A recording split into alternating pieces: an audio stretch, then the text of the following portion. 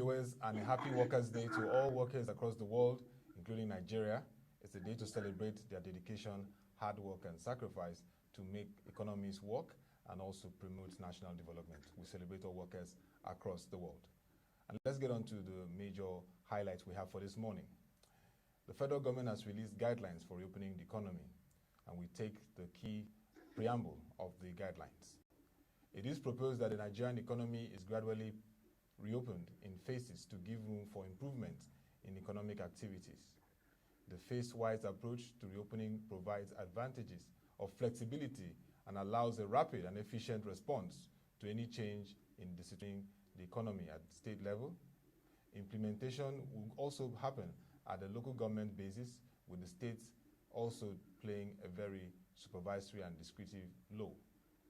Relevant ministers will be charged with the responsibility of coordinating activities in their ministries and monitoring the progress in the selected phase of reopening of the economy, partnering with the National Center for Disease and Control.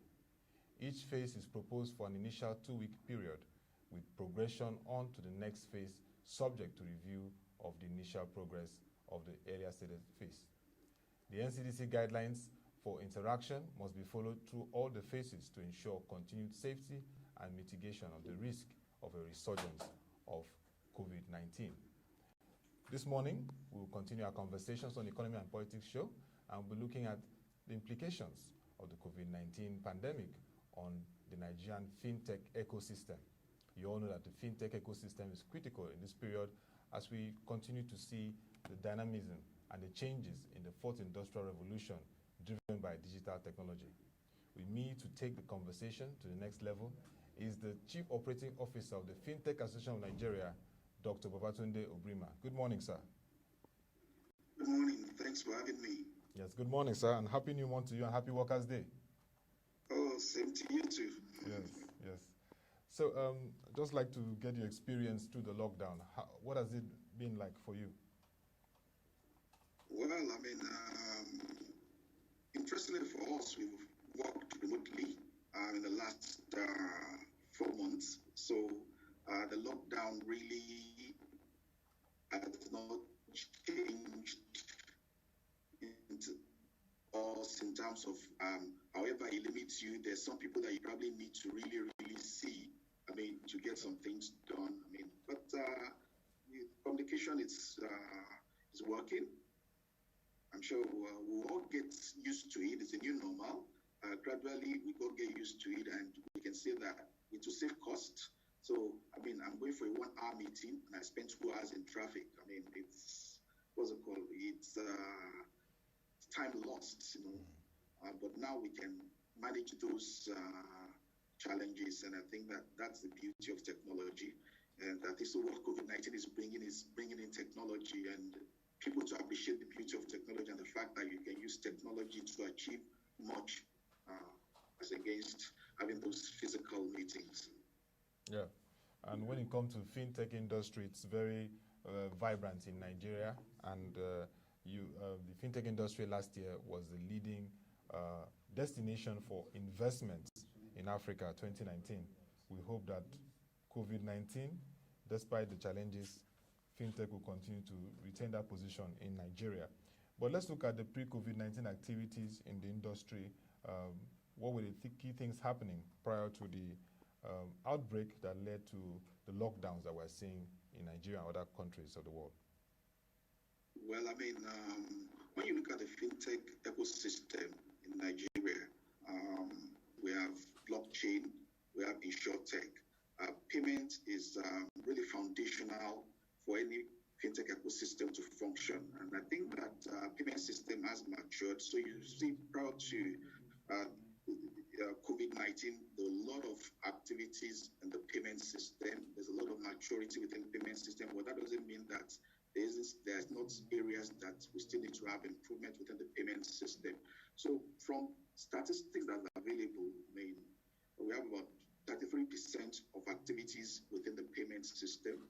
We have about 24% in lending.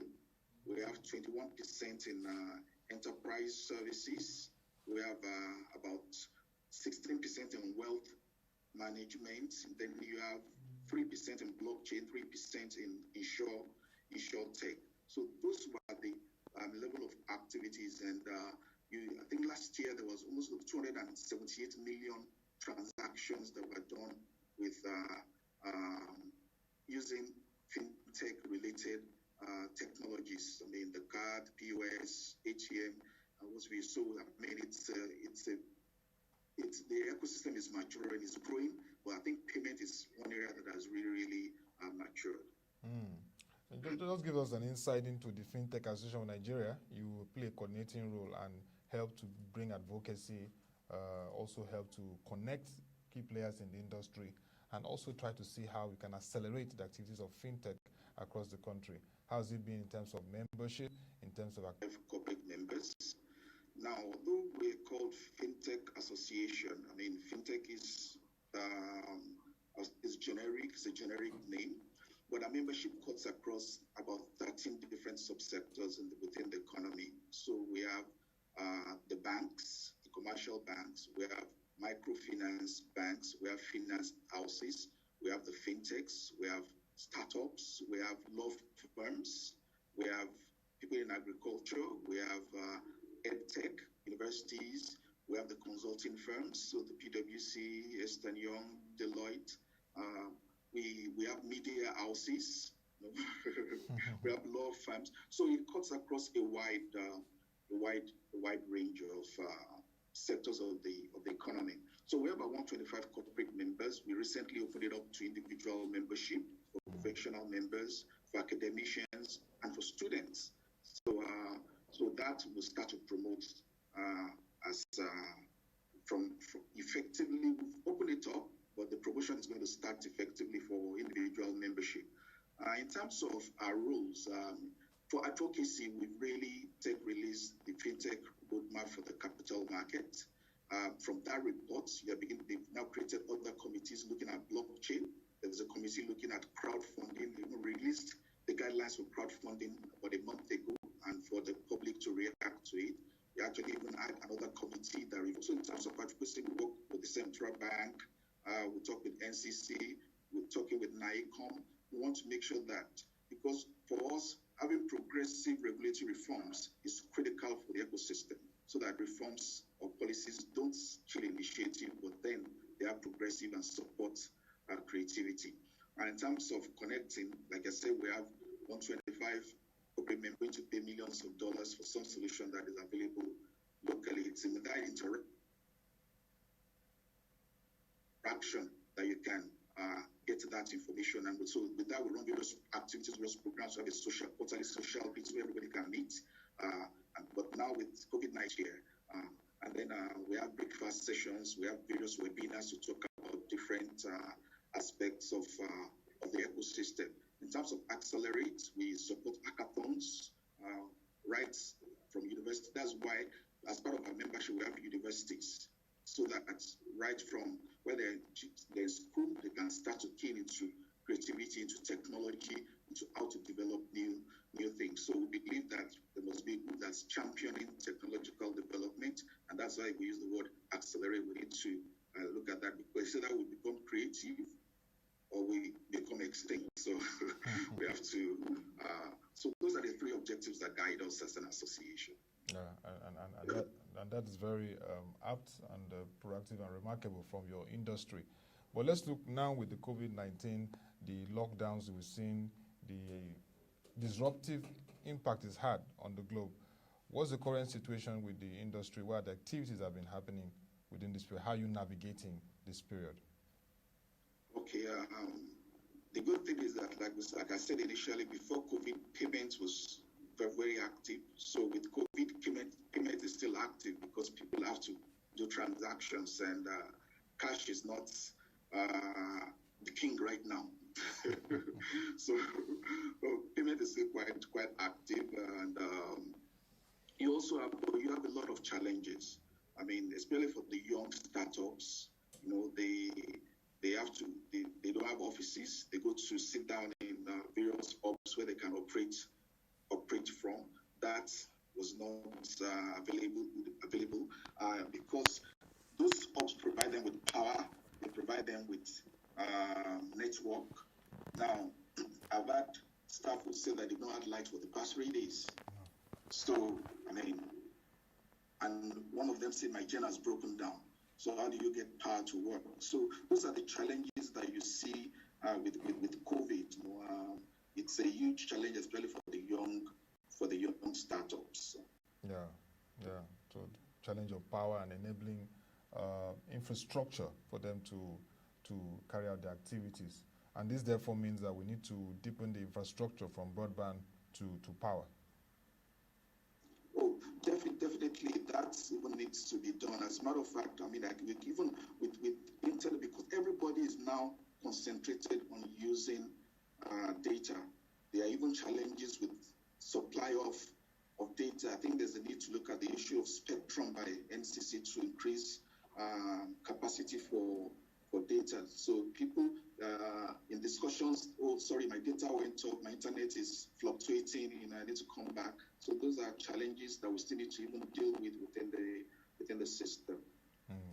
And in terms of the challenges now for the industry, what are those challenges that you've been interacting with your stakeholders at this point? Well, the challenges are the fact that, and I'm focusing more on the startups, because they can't operate, they can't generate income.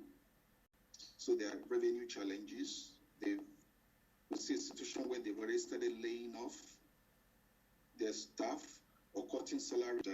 COVID-19 within the space. Also, when you look at lending, if this is happening, it's going to affect lending. That means that some people will default on loans. So those are issues that we need to address. I guess there are various ways to address some of those things. We're going to be looking a lot as Healthtech going forward. For example, people could have had business continuity insurance, which will help for this kind of period. The lending companies will be keyman insurance or credit insurance to protect them for this period. So the way we're going to be doing business, so I think that I'm beginning to see opportunities for some sectors already post-COVID. Yeah. And what are those opportunities you're seeing for your industry? Okay, for the industry, I think that the opportunities for media tech. We're all on Zoom now, and then we're paying dollars to subscribe. With the way the economy is going, can we sustain that? Banks have sent notices out that your monthly spending limit has reduced from $3,000 to $500 a month. So it might get to a point where it will be zero. So how do we pay for these services? So for the fintech ecosystem, we need to develop our own local conference apps where we can subscribe and pay Naira. I think I see a huge opportunity there. I think agritech is an area where we need to really, really look at. We have to eat. Even if we don't have technology, we don't have anything, people have to eat. Yes. So how do we solve that? We can't do things as usual. I think that agritech is a way to look at.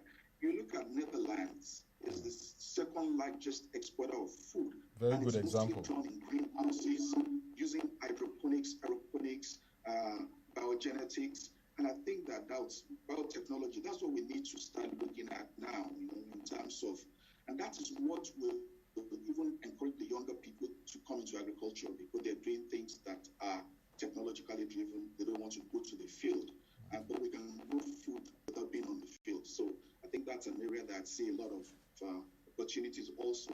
Edtech, a lot of institutions are not prepared for what is happening now. So you can see even in Lagos State, private schools don't start third term yet, because the private schools, probably some of them will quickly adapt. Government needs time to adapt. So I see a lot of opportunities with people can come up with solutions within the Edtech area.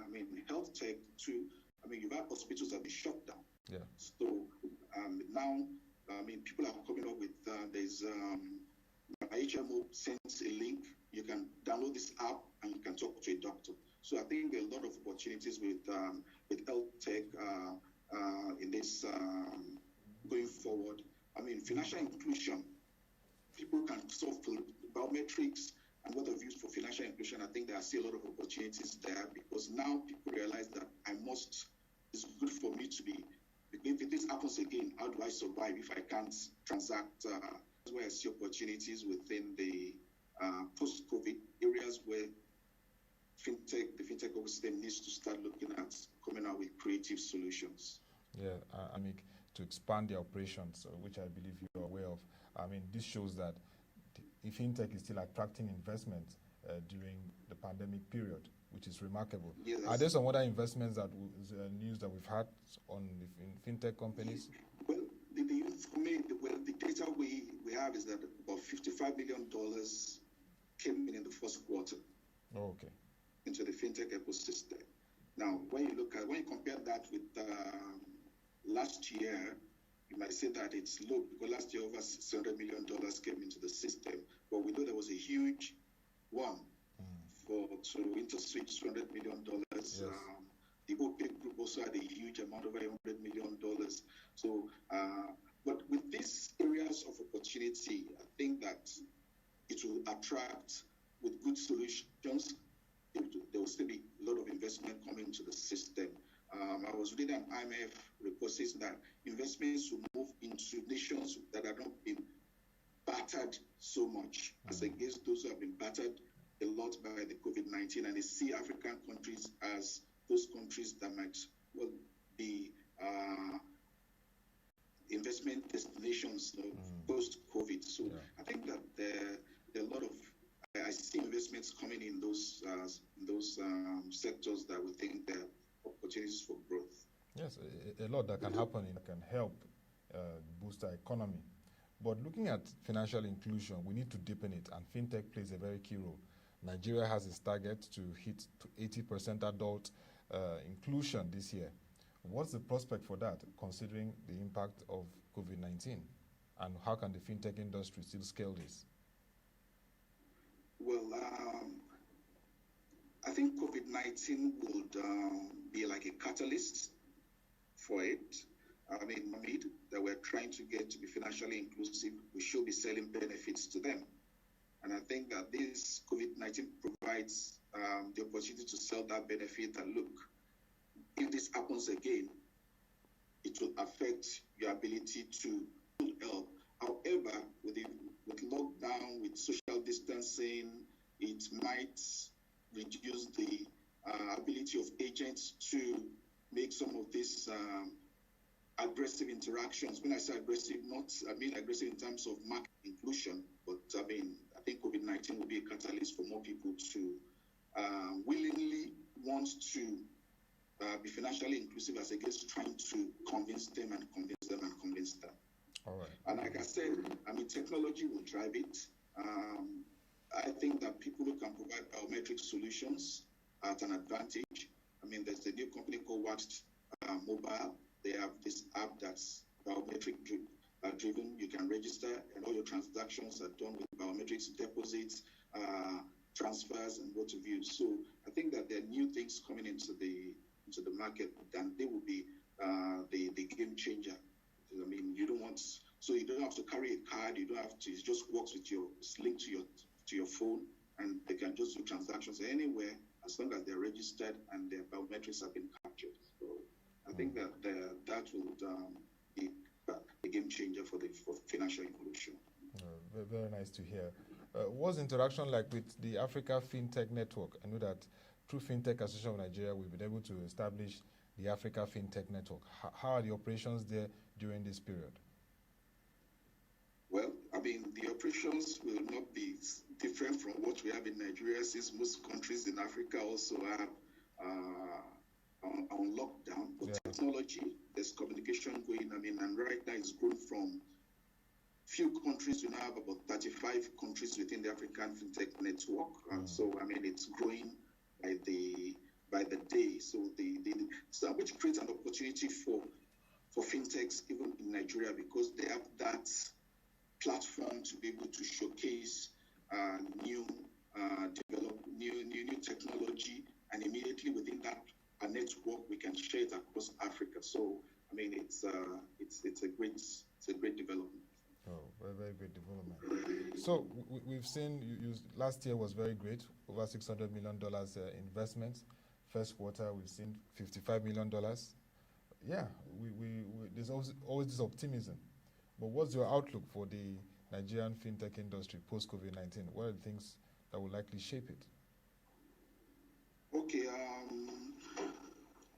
one of the things for the association, one of the things we plan for this year is to have standardization for the industry. So for the various subsectors, let's create standards, and those standards we can talk with regulators, which will now drive policies for those. So we can self-regulate ourselves, create the standards, and let the regulators adopt those standards. I think it's extremely critical to have that. I estimate that we have close to $300 million in investment. Look at the opportunities I'd like to come up within the ecosystem. We're also doing a couple of projects. As an association, we're already partnering with Ernst & Young to have a fintech mapping for Nigeria. I mean, really, if you ask me how many fintechs do we have, I probably don't have a correct figure. The last figure we had was a report done by FINA, which is 250. But over 450 startups are registered with FSI. So we need to have data which can be updated on an annual basis. So Ernst & Young is partnering with us to work on that report. We're also looking at trying for financial inclusion. We've looked at what are the effects of transaction charges and human behavior on financial inclusion. So the Boston Consulting Group and ourselves have developed a concept note. We're looking for funding for that research to be to the bottom of the ladder of the pyramid. You have farmers who have opened accounts because they're enjoying intervention funds. What about those not enjoying intervention funds? Why are they not voluntarily being inclusive? Could it be that? Could it be transaction charges? So the studies look at human behavior on transaction charges as it relates to financial inclusion. And maybe that study will help us to go back to the drawing board and look at with regulators, what do we do with these charges? Should we take the charges off the rural areas? I mean, various solutions will come up and to actually speed up financial inclusion achievements. Also, we also think that capacity development is critical. People need to understand digital transformation. So for us, we're going to be involved in a lot of capacity development with different groups within the economy for capacity development, including law enforcement agents to make sure that everybody understands where we're going to the new normal, and it helps to guide. So we go back complaints from startups, from fintechs of arrest when there are transaction issues and all those things. You understand the banking system very well because it's a mature system, but the fintech system is a new system. So there are quite a lot of things that we've planned for this year, and which would impact on the ecosystem at large. All right, Dr. Obrimah Akebo, because it will help to keep jobs and deepen our economy. So we hope that the fintech industry will continue to thrive despite the pandemic, and post-pandemic we'll see more activities happen to transform our economy. Thank you very much, Dr. Babatunde Obrimah, Chief Operating Officer, Fintech Association of Nigeria, for giving us insight on the fintech ecosystem amidst the pandemic and what to expect post-COVID-19. Thank you very much. Thank you for having me. Bye. Yes, and that will be all for this discourse today on the Economy and Politics Show. You can join our website, www.plushareng.com, to get further market reports, news, and videos. We'll continue this conversation at 10 a.m. on the Market Review. Join us.